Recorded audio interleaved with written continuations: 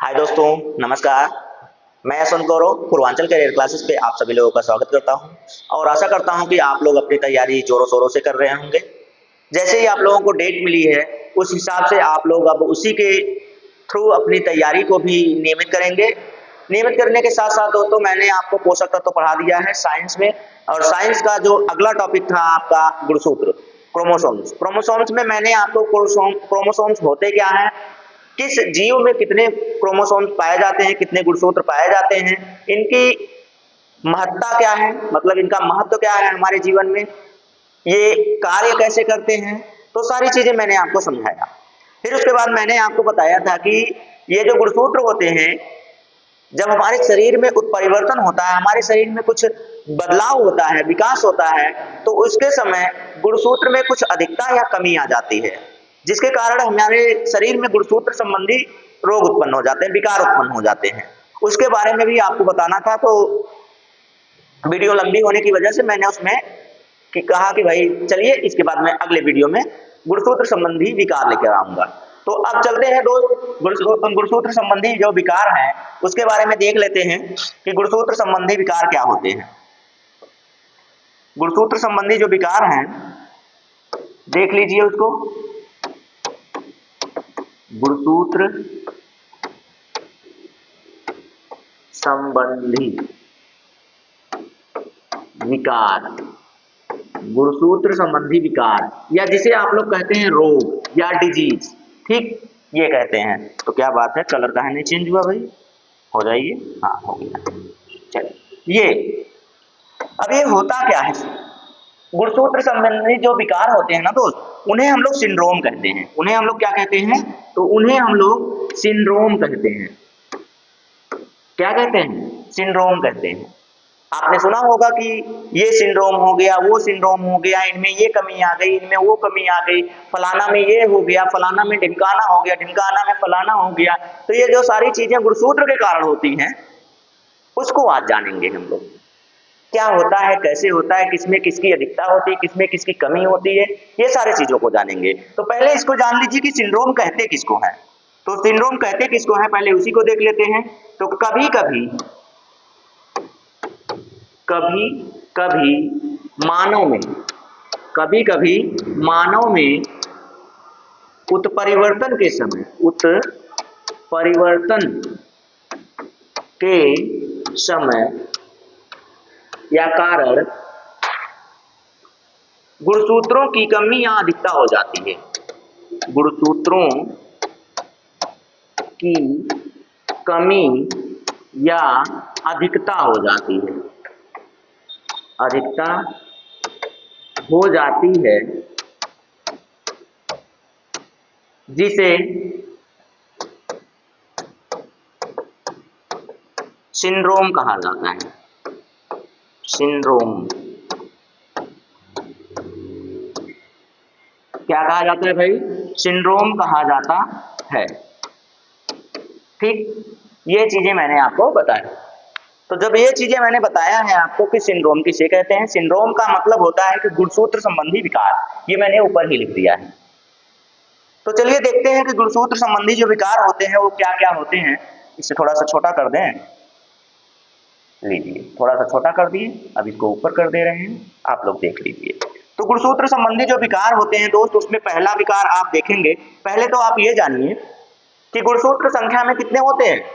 गुणसूत्र संख्या में 46 होते हैं, ये मैंने आपको पढ़ाया, मैंने आपको अच्छे से बताया कि गुणसूत्र संख्या में 46 होते हैं मानव में, और साथ ही साथ ये भी बताया था कि इनको जोड़े में कहेंगे, आर का मतलब या इन्हें जोड़े में कहेंगे तो ये 23 जोड़े होते हैं।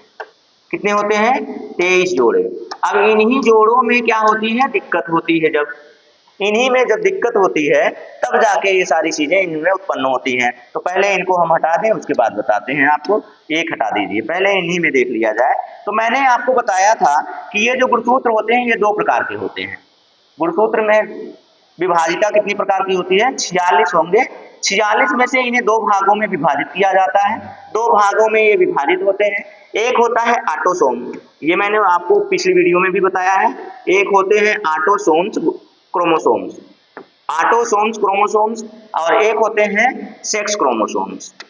सेक्स क्रोमोसोम्स, क्रोमोसोम्स, अच्छा वहां नहीं लिखे थे इसलिए तो कह रहे हैं कहां से गया, क्रोमोसोम्स।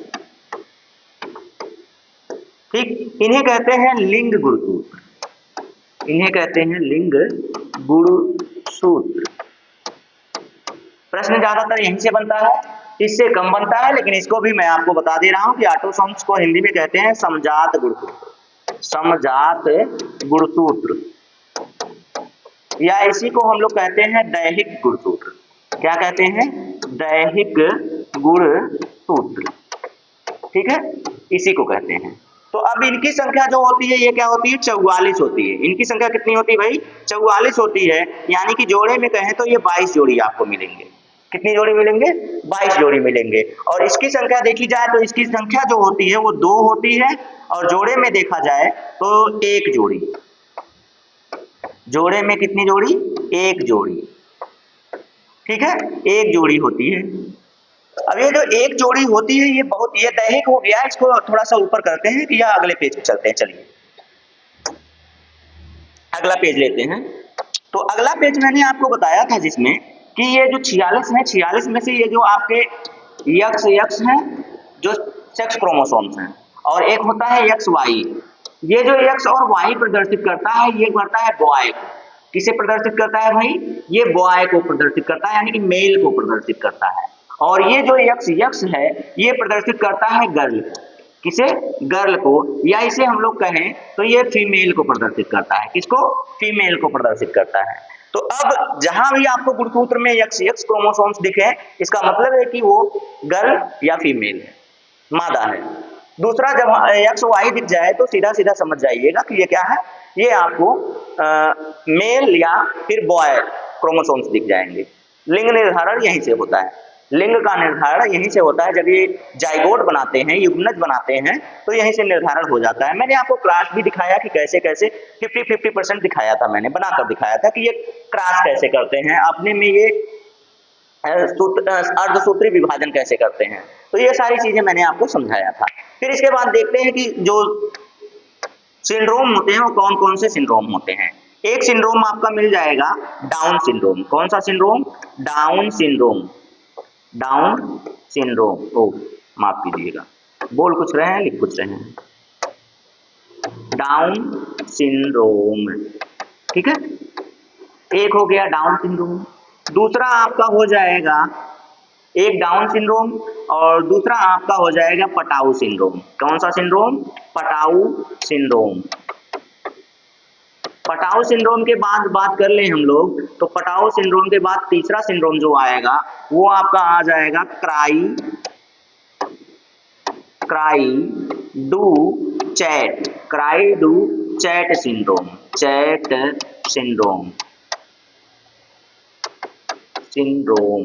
ठीक, उसके बाद आप देख लेंगे तो ये हो गया आपका। उसके बाद आपका आ जाएगा टर्नर सिंड्रोम। कौन सा syndrome? Turner syndrome. Turner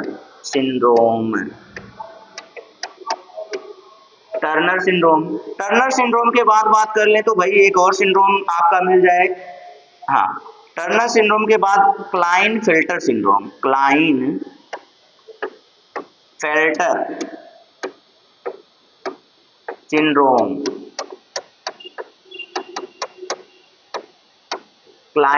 syndrome. छठा वाला क्या हो जाएगा, ये आप लोग क्या बता सकते हैं क्या? टर्नर सिंड्रोम हो गया, क्लाइन सिंड्रोम हो गया, एक और है जिन्हें हम लोग कहते हैं, क्या कहते हैं तो बता सकते हैं क्या आप लोग? चलिए मैंने 5 लिख दिया है, तो छठा तो कम से कम बता दीजिए आप लोग। 5 लिख दिए हैं, छठे बता दीजिए। तो ये हो जाते हैं एडवर्ड सिंड्रोम।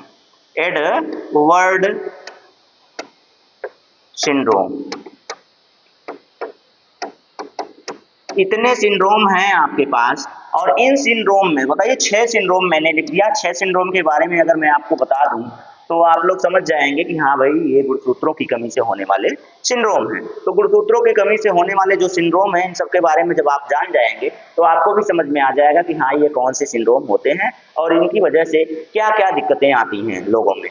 तो पहले मैं आपको दिखा दूं कि ये जो डाउन सिंड्रोम है, ये जो आपका डाउन सिंड्रोम है, अगले पेज पे चलते हैं, पेज चेंज कर लेते हैं। Down syndrome. डाउन सिंड्रोम की बात करें तो भाई एक वैज्ञानिक थे जिनका नाम ही था क्या, नाम क्या था, लैंगडन डाउन। इनका नाम ही इतना अटपटा है। पहले तो यहाँ पे लिख हेडिंग डाल लीजिए क्या, डाउन सिंड्रोम, डाउन सिंड्रोम, ठीक है।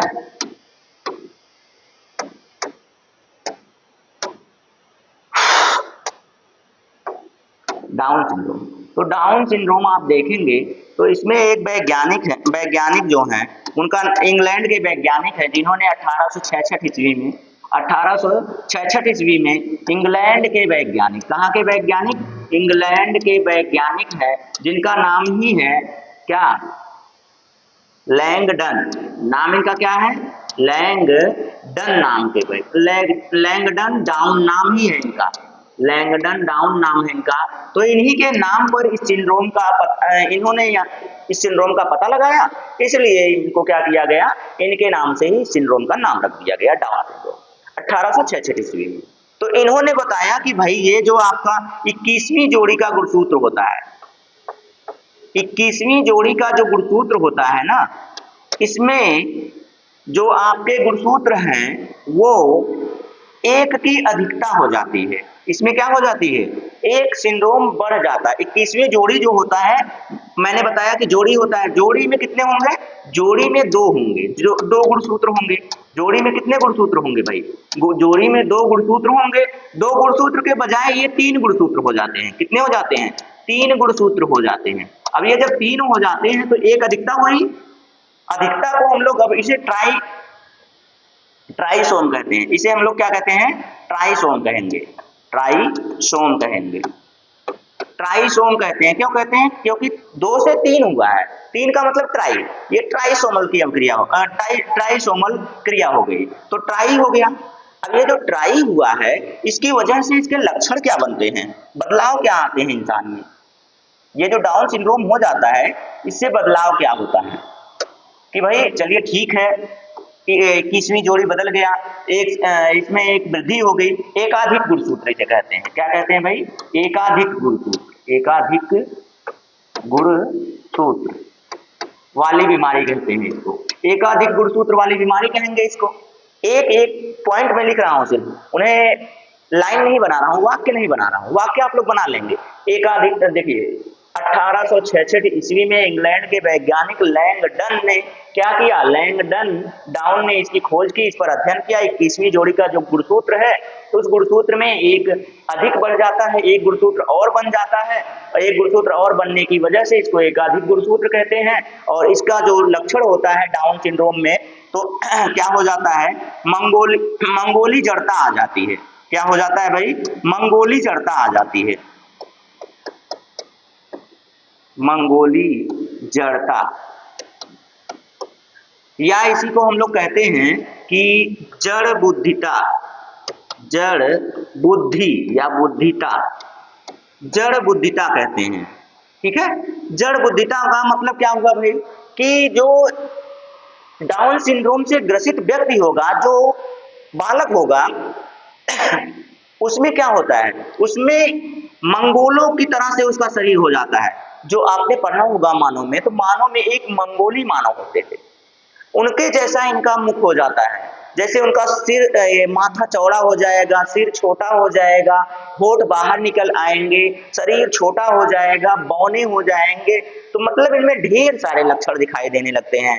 और वो उनकी आंखें जो होती है कभी कभी एक में जुड़ी होती हैं, कभी होठ ऐसे फटे होते हैं। मतलब कि इसमें कई सारे लक्षण आपको देखने को मिल सकते हैं। और इनमें बुद्धि का विकास नहीं होता है, इनके मस्तिष्क का विकास नहीं होता है, मस्तिष्क का विकास नहीं हो पाता है इसमें। लक्षण क्या क्या हुए, मस्तिष्क का विकास ना हो पाना, मस्तिष्क का विकास ना हो पाना, ठीक है। होठों का बाहर आ जाना, होठों का निचला होठ जो है, होठ का बाहर निकला हुआ होना, निकला हुआ होना, कुछ तो दिक्कत है कहीं पर, काहे नहीं चल रहे हो भाई, नाराज हो गए क्या, निकला हुआ होना, ये हो जाएगा। ठीक, उसके बाद क्या हो जाएगा कि माथा चौड़ा हो जाएगा। माथा क्या होता है? चौड़ा हो जाता है। माथा चौड़ा हो जाएगा, सिर छोटा हो जाएगा। सिर का छोटा होना, सिर छोटा, माथा चौड़ा, सिर छोटा। ठीक है, मंगोलों जैसा। इनकी जो हाइट होती है ना, लंबाई भी कम हो जाती है। ये बौने टाइप के हो जा लंबाई का कम होना, बौना नहीं, लंबाई का कम होना, लंबाई का कम होना, मतलब शारीरिक विकास भी नहीं सही से हो पाता है। सीधे सीधे बात कह लें तो शारीरिक विकास नहीं हो पाता है। शारीरिक विकास, शारीरिक विकास ना हो पाना, ना हो पाना। ठीक है, तो ये सारे लक्षण हैं, लक्षण में ले लीजिए इनको। और रोग तो हम, विकार तो आपको समझ में ही आ गया कौन सा विकार हो जाता है। कौन सा विकार होता है? तो मंगोली जड़ता हो जाती है या जड़ बुद्धिता हो जाती है। 21वीं जोड़ी का गुणसूत्र जो होगा वो एक बढ़ जाता है, इसलिए इसको ट्राइसोम भी कहते हैं। तो ये सारी चीजें आपको दिख जाएंगी इसमें। और इसकी जो आयु होती है ना, ऐसे बच्चों की आयु कितनी हो जाती है? तो ऐसे बच्चों की आयु 12 से 14 वर्ष की होती है बस, इससे ज्यादा नहीं होते हैं। इससे ज्यादा इनका शरीर क्या हो जाता है, ये इसके बाद मृत्यु को प्राप्त हो जाते हैं, इसके बाद मृत हो जाते हैं, यानी मृत्यु को प्राप्त हो जाते हैं। इनका शरीर का जो, इनकी जो अवधि होती है तो ये यहीं पर समाप्त हो जाता है। नोट कर लीजिए इसको, स्क्रीनशॉट कर लीजिए, फिर मैं चलता हूं अगले पर।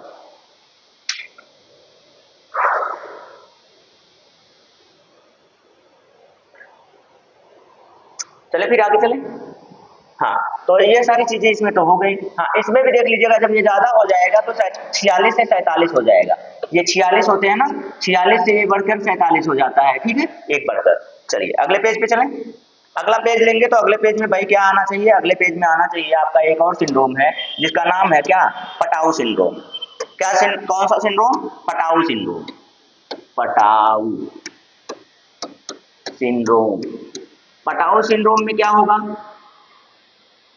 पटाऊ सिंड्रोम, इसमें कौन से वैज्ञानिक थे भाई? इसमें पटाऊ नामक वैज्ञानिक थे जिन्होंने इस पर अध्ययन किया, इसीलिए इसको कौन सा सिंड्रोम कहा जाता है? पटाऊ सिंड्रोम कहा जाता है। सबसे ज्यादा जरूरी जो होता है वो ऑटोसोम्स में, ऑटोसोम्स का मतलब मैंने बताया था, जो 22 जोड़ी गुणसूत्र होते हैं अलग से, उनमें जो 13वां कौन सा है? पटाऊ सिंड्रोम है ना। हाँ, उसमें जो 13वां होता है, 13वीं जोड़ी गुणसूत्र होती है, 21 तो हो गया, 21 हो गया। उसमें जो 13वीं जोड़ी गुणसूत्र होता है, जोड़ी गुणसूत्र होता है, उसमें अधिकता आ जाती है। उसमें क्या होती है? अधिकता आ जाती है। 13वीं जोड़ी गुणसूत्र में अधिकता आ जाती है, जिसकी वजह से इंसान में पटाऊ सिंड्रोम हो जाता है। कौन सा सिंड्रोम हो जाता है? पटाऊ सिंड्रोम हो जाता है। तो इनकी अवधि जो होती है वो 3 से 4 महीने ही होती है। इनकी अवधि क्या होती है? इनका जीवन काल कितना होता है? जीवन काल ऐसे बच्चों का जो होता है तो वो कितना होता है? 3 से 4 महीने का होता है। 3 से सिर्फ 4 माह का इनका जीवन काल होता है बस, इसके बाद इनका जीवन काल समाप्त हो जाता है। ठीक है, तो ये हो गया। और इनमें जो ये पटाऊ सिंड्रोम होता है, पटाऊ सिंड्रोम में लक्षण क्या होते हैं भाई? पटाऊ सिंड्रोम में जो लक्षण होता है वो तालू में दरार रहती है, तालू में दरार रहती है, बहरापन होता है, बहरापन होता है, सुनाई नहीं देता है, बहरापन हो जाता है। बहरेपन के साथ साथ इसमें हृदय की गति जो होती है अनियंत्रित हो जाती है। हृदय की गति क्या हो जाती है भाई? हृदय संबंधी रोग, हृदय की गति क्या हो जाती है? अनियंत्रित हो जाती है, अनियंत्रित हो जाती है। हृदय की गति अनियंत्रित हो जाती है। और शारीरिक विकास जो होता है वो नहीं हो पाता है, शारीरिक विकास भी नहीं हो पाता है, शारीरिक विकास नहीं हो पाता है, पूर्ण रूप से नहीं हो पाता है। ठीक है, शारीरिक विकास भी नहीं हो पाता, ये लक्षण है। मैं लक्षण बिना लिखे ही बता दे रहा हूँ। तो ये लक्षण जो इसके हैं इस तरह से हो जाता है। मस्तिष्क अविकसित हो जाता है। मस्तिष्क कैसा रह जाता है भाई? तो मस्तिष्क भी अविकसित रह जाता है।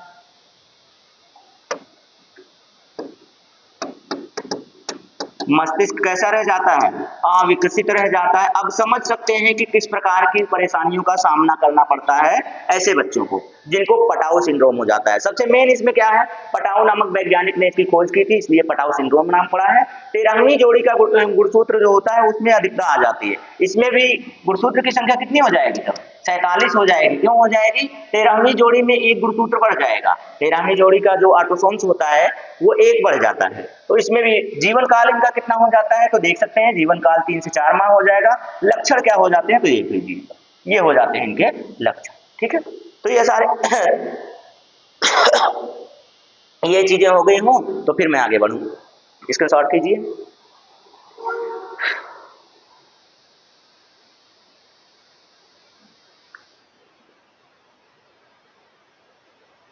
हो गया, चलिए अगला पेज लेते हैं। अगला पेज आपके सामने, क्राइडोचैट क्या होता है? अभी अभी बताया मैंने कि एक और सिंड्रोम होता है जिसे कहते हैं cri du chat syndrome. Chat syndrome, cri du chat syndrome, इसका मतलब क्या होता है भाई? इसमें कौन से वैज्ञानिक भाग लिए थे? तो वैज्ञानिक का नाम बाद में 1963 में इन्होंने काम किया था, और इनका नाम जो है वो क्या है? ले जेनुले, जे लेजुने, ओ माफ कीजिएगा, ले जेनुले नहीं है। ओ भाई कहाँ कहाँ हाथ जाता है? जे लेजुने, लेजुने नामक वैज्ञानिक है। जे लेजुने नामक वैज्ञानिक है, और इन्होंने क्या किया? क्राइडो सिंड्रोम का इन्होंने पता लगाया था। लीजिए इनको ऊपर कर देते हैं, पूरा एक ही बोर्ड पे काम कर देंगे। अब इसमें देखेंगे आप, तो क्राइडो सिंड्रोम होता क्या है?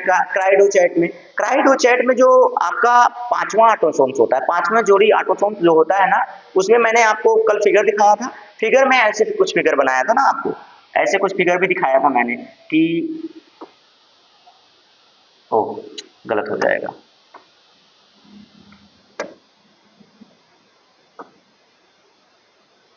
फिर ऐसे करके ऐसे, ऐसे करके ये वाला ऐसे था, ऐसे करके ऐसे था, ऐसे मैंने आपको बनाकर दिखाया था ना।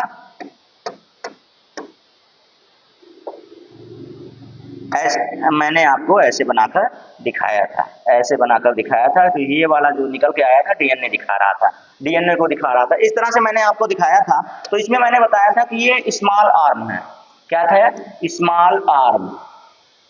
जो ये स्मॉल आर्म्स होते हैं ना, ये 5वीं जोड़ी में, जो 5वीं जोड़ी का ऑटोसोम होता है, 5वीं जोड़ी का ऑटोसोम होता है, उसमें इसका विलोपन हो जाता है। क्या हो जाता है? विलोपन हो जाता है। विलोपन का मतलब क्या हो जाता है? कि इसकी कमी दिखने लगती है, इसकी कमी या अविकसित रह जाता है। कैसा रह जाता है? अविकसित रह जाता है। ठीक है, इतने लक्षण। तो ये सारी चीजें मैंने आपको इस तरह से लक्षण दिखाया था। आप अभी अगर सर्च करके देखेंगे या फिर मेरी पिछली वीडियो देखेंगे ना, उसमें मैंने फिगर दिखाया था कि ऐसा ही कुछ बना हुआ आकार था। ऊपर वाले क्या थे? आर्म, स्मॉल आर्म थे। नीचे वाले क्या होते हैं? नीचे वाले बिग आर्म्स होते हैं, जो पी और क्यू से आर्म में दिखाए जाते हैं। तो इस तरह से जो आर्म्स हैं, तो ये जो 5वीं जोड़ी का गुणसूत्र होता है, 5वीं जोड़ी का गुणसूत्र जो होता है, उसके जो स्मॉल आर्म्स हैं वो इसमें अविकसित दिखाई देते हैं। क्या दिखाई देते हैं? अविकसित दिखाई देने लगते हैं। और जब ये अविकसित दिखाई देते हैं ना, तो लगभग 50,000 में से एक बालक ऐसा होता है, लगभग 50,000 बच्चों में से एक बच्चा ऐसा होगा जो रोएगा, यानी क्रंदन करेगा। रोने की क्रिया जब करता है वह ना, तो रोने की क्रिया में क्या हो जाता है? उसका रोने की क्रिया में उसके दिक्कत हो जाती है। क्या दिक्कत आती है वो भी बता दे रहा हूँ। दिक्कत जो आती है कि वह बच्चों बिल्ली की तरह से रोने लगता है। बिल्ली की तरह से रोता है या म्याऊ की तरह से रोता है। बिल्ली की तरह से रोने की वजह से इस सिंड्रोम का एक और नाम भी पड़ गया है। इस सिंड्रोम का एक और नाम पड़ गया है, उसे क्या कहते हैं भाई? बिल्ली या फिर म्याऊ। बिल्ली या फिर क्या कहते हैं? म्याऊ, म्याऊ सिंड्रोम। बिल्ली या फिर म्याऊ सिंड्रोम कहते हैं इसको। बिल्ली या फिर क्या कहते हैं इसे? म्याऊ सिंड्रोम भी कहते हैं। इसमें लगभग 50,000 बच्चों में से एक बच्चा ऐसा निकल के आता है जिसके रोने की आवाज जो होती है वो बिल्ली की तरह से होती है, बिल्ली के म्याऊ की तरह से उसकी आवाज होती है रोने की। तो ये वाला क्या होता है? तो ये 1963 में जे लेजुने नामक वैज्ञानिक ने क्राइडोचैट सिंड्रोम पर अध्ययन किया था। इसलिए आप देखेंगे इसमें सारी चीजें मैंने लक्षण भी बता दिया क्या चीजें होती हैं। तो इसको भी स्क्रीनशॉट कीजिए जल्दी से, फिर मैं चलता हूँ अगले वाले पे, अगला वाला जल्दी से बता दूं।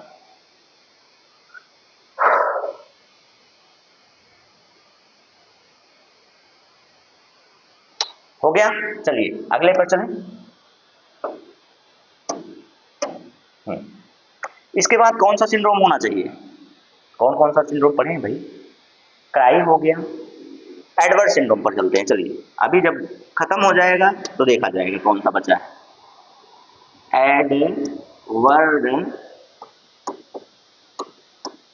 सिंड्रोम, ये जो एडवर्ड सिंड्रोम है ये क्या होता है भाई? जे एच एडवर्ड इनका नाम है, वैज्ञानिक का जो नाम था जे एच एडवर्ड, और सत्र क्या था 1960 का, सत्र क्या था 1960 का।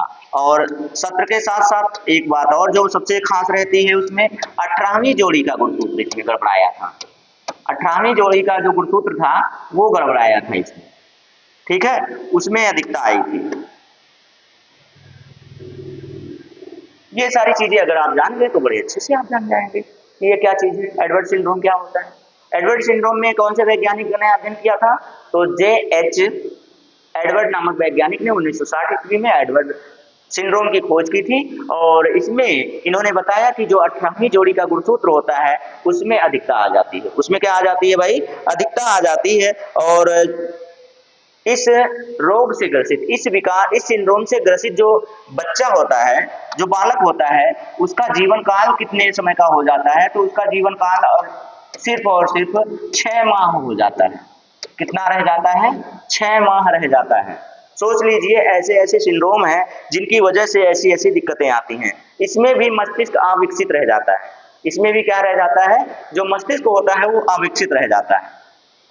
मस्तिष्क कैसा हो जाता है भाई? मस्तिष्क अविकसित रह जाता है, ठीक है, मस्तिष्क कैसा रह जाता है? अविकसित रह जाता है। बस इतनी जानकारी इसके बारे में रखिए, इसमें बहुत ज्यादा कुछ खास है नहीं। इसे भी ट्राइसोमिक, इसे भी क्या कहते हैं? तो ट्राइसोमिक कहते हैं, ट्राइसोमिक सिंड्रोम कहते हैं। क्यों? क्योंकि जो 18वीं जोड़ी होता है इसमें वृद्धि आ जाती है, इसमें जब वृद्धि आ जाती है तो यह भी बढ़ जाता है, ठीक है। तो ये सारे सिंड्रोम हो गए, एडवर्ड सिंड्रोम भी हो गया। अब इसके बाद एक और बच रहा होगा टर्नर सिंड्रोम। टर्नर सिंड्रोम के बाद क्लाइनफिल्टर सिंड्रोम, यानी 4 सिंड्रोम हो चुका है अभी 4 हो चुका है, जब 2 बचे हैं तो 4 हो गया। इसके बाद अगले पेज पर चलें, इसमें बहुत ज्यादा आपको जानने की जरूरत नहीं है, इतना बहुत जान लिए आप। इसके बाद टर्नर सिंड्रोम पर चलते हैं। कौन सा सिंड्रोम? टर्नर सिंड्रोम, ये महत्वपूर्ण है। टर्नर सिंड्रोम,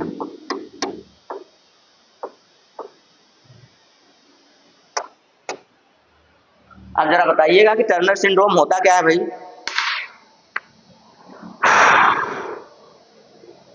टर्नर सिंड्रोम क्या होता है जरा बताइएगा। ये मोनोसोमिक है, क्या है? मोनोसोमिक है। इसमें जो मैंने आपको बताया अभी कि एक्स क्रोमोसोम्स जो होते हैं उसमें कुछ दिक्कत आती है, क्या दिक्कत आती है वो आपको बताना है। थोड़ा सा बता दीजिए, उसके बाद मैं चलता हूँ आगे और तब बताता हूँ आपको कि इसमें दिक्कत क्या आती है।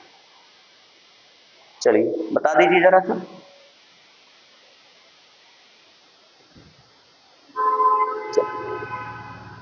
हाँ, तो ये हो गया आपका टर्नर सिंड्रोम। टर्नर सिंड्रोम में क्या होता है भाई? तो टर्नर सिंड्रोम में जो आपका लिंग गुणसूत्र होता है, लिंग गुणसूत्र होता है, ऐसे ना लिखा जाए ना, आप लोगों को बुरा लगेगा भाई, आप लोग नाराज हो जाएंगे हमसे, कमेंटें नहीं करेंगे, फिर क्या पता लाइकें नहीं करेंगे, क्या मतलब होगा फिर भाई? पूरी तरह से निःशुल्क देने के बाद भी हमको क्या नहीं मिलेगा? लाइक और कमेंट नहीं मिलेगा तो क्या मतलब रहेगा हमारा फिर? चलिए, लिंग गुणसूत्र इसमें जो होते हैं ना, उसमें जो ये जो क्रोमोसोम्स होते हैं, यक्स गुणसूत्र होते हैं, इसमें से बेचारा जो एक होता है, ये जो इसमें से एक बिछड़ जाता है, इससे एक बिछड़ जाने का ये मतलब हुआ कि ये यक्स हैं, ये आगे जाने की बजाय इसमें से जब ये आगे जाते हैं, संयोग करते हैं, संलयन की क्रिया करते हैं, तो इसमें से एक क्या होता है? इसमें से एक गायब हो जाता है, धीरे धीरे क्या हो जाता है भाई, धीरे धीरे वो गायब हो जाता है। जैसे कि अभी यहाँ बना दीजिए, देखिए धीरे धीरे गायब हो रहा है ना, गायब हो गया। अब बताइए, जब एक गायब हो जाता है तो इसी को टर्नर सिंड्रोम कहते हैं। इसी को क्या कहते हैं, ये जीरो हो जाता है, मतलब यहाँ से गायब हो जाता है, इसका ये क्या हो जाता है, जीरो हो जाता है। जब ये जीरो हो जाता है तो एक की कमी हो जाती है। एक की क्या हो जाती है भाई, एक की कमी हो जाती है। एक गुणसूत्र की जब कमी हो जाएगी तो अब बताइए, यहाँ पर कमी होने से यहाँ पर क्या हो रही है, अब तक अब हमने देखा ट्राइसोम्स होते थे, अब मोनोसोमिक हो जाएंगे। क्या हो जाएंगे, अब तक ज्यादा होते थे, अब कम हो जाएगा। इसीलिए इसको मैंने कहा कि ये मोनोसोमिक है। ठीक है, ये कैसा है, मोनोसोमिक है। तो मोनोसोम्स इसमें हो जाते हैं, एक कम हो जाता है। देखिए यहाँ पे गया, यहाँ पे धुंधला हुआ, यहाँ पे एकदम खत्म हो गया, जीरो हो गया। ये मैंने जीरो बना दिया इसको। तो ये जो जीरो हो गया, अब इसका मतलब कुछ मत समझ लीजिएगा आप लोग, ये देखिए गलत हो गया है कुछ। अभी आप लोग कुछ और समझने लगेंगे, आप लोगों का दिमाग बड़ा तेजी से चलता है। तो ये जीरो हो जाएगा। जब ये जीरो हो जाएगा तो एक कम हो जाएगा। देखो मैंने बताया ना, कम हो गया। कम का मतलब अब 46 से कितने हो जाएंगे, 45 हो जाएंगे। और ये यक्ष गुणसूत्र ही गायब होता है। यक्ष गुणसूत्र गायब होता है का मतलब स्त्रियों में गायब होता है। किस में गायब होता है भाई, तो स्त्रियों में गायब हो जाएगा। अगर स्त्रियों में नहीं तो पुरुषों में, बहुत कम पुरुषों में होता है। ये ज्यादातर किस में होता है, ज्यादातर स्त्रियों में ही होता है। ये स्त्रियों में क्या आ जाता है भाई, तो इसके लक्षण क्या होते हैं, तो इसके लक्षण मैं आपको बता दूं, इसके लक्षण आपको बता दूं, सबसे जरूरी वाले हैं, इसलिए इसको जानना जरूरी है आप लोगों के लिए। बार बार पूछे जाते हैं,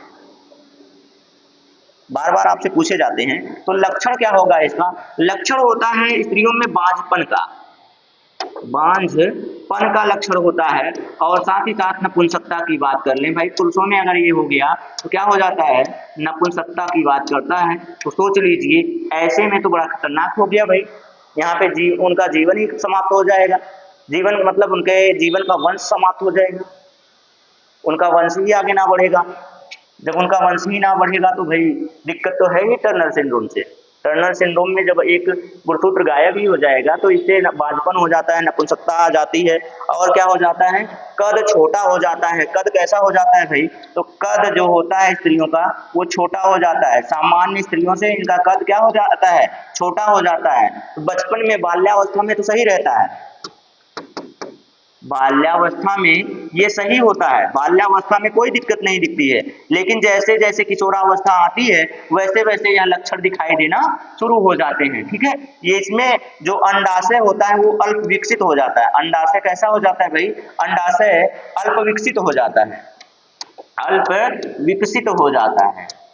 अंडाशय जब अल्प विकसित हो जाएगा तो आपको समझ में आ रहा है कि अंडाशय जब अल्प विकसित होगा तो यह क्रिया नहीं कर पाएगा, अंडाणु नहीं बना पाएगा। अंडाणु छोटे हो जाएंगे, चपटे आकार के हो जाएंगे। अंडाणु जो हो जाएंगे वो कैसे हो जाएंगे, चपटे आकार के और छोटे हो जाएंगे, जिससे यह क्रिया नहीं कर पाएंगे, सक्रिय नहीं हो पाएंगे। और स्त्रियों में बांझपन का लक्षण आ जाता है, स्त्रियों में बांझपन का विकार उत्पन्न हो जाता है। तो ये सारी चीजें आपको समझ में आ जानी चाहिए। मैंने बहुत अच्छे से बता दिया है, अगर नहीं समझ में आ रहा है तो एक बार आप रिपीट कर लीजिएगा, समझ में अच्छे से आ जाएगा। कुछ खास इसमें है नहीं, बस यही देखना है कि कौन से क्रोमोसोम में दिक्कत आ रही, कौन से क्रोमोसोम में गड़बड़ी आ रही। गड़बड़ी किसमें आ रही है भाई, इसमें एक्स एक्स क्रोमोसोम जो होता है उसी में दिक्कत आती है।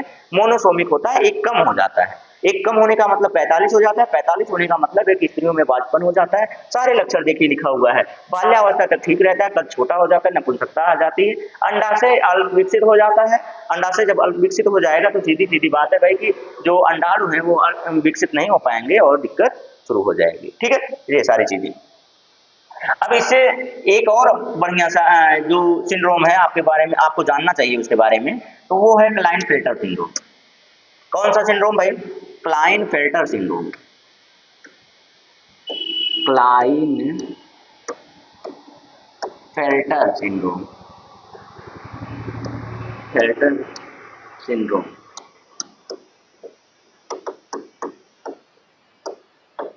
क्लाइनफेल्टर सिंड्रोम, क्लाइनफेल्टर नामक वैज्ञानिक ने इसकी खोज की थी, इसीलिए इनका नाम क्या पड़ गया, क्लाइनफेल्टर सिंड्रोम।